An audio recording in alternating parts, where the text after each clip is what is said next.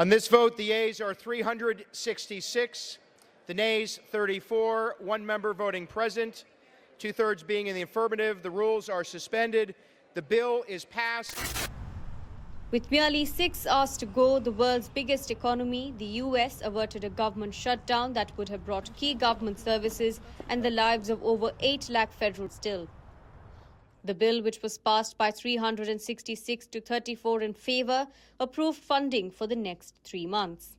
However, it dropped President-elect Donald Trump's demand for an increase in the debt ceiling just a month before he returned to the White House. It was a chaotic week on Capitol Hill. First, Trump rallied House Republicans to oppose a bipartisan stopgap bill at the very last minute, calling to increase the government's debt ceiling and extend funding. Then, dozens of Republicans defied the president-elect by joining Democrats to reject a Trump-backed spending bill, which included $5.7 billion in funding for a border wall with Mexico. This left Washington in a lurch amid a looming shutdown.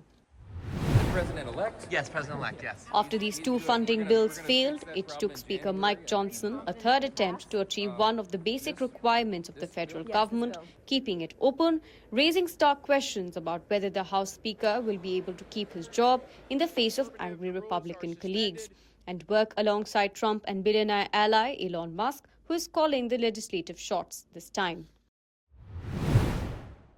Now, unlike what you might think, government shutdowns in the US are less of a rarity and more of a norm, as this would have been the 22nd government shutdown the country had seen since 1977. For everyday Americans, the effects of a shutdown can be immediate. From air travel, law enforcement, all critical services are impacted. Those relying on federal benefits may face delays or interruptions, while businesses that contract with the government are left in a limbo. They are also a costly affair. Each week of a federal shutdown is likely to cost the US economy $6 billion.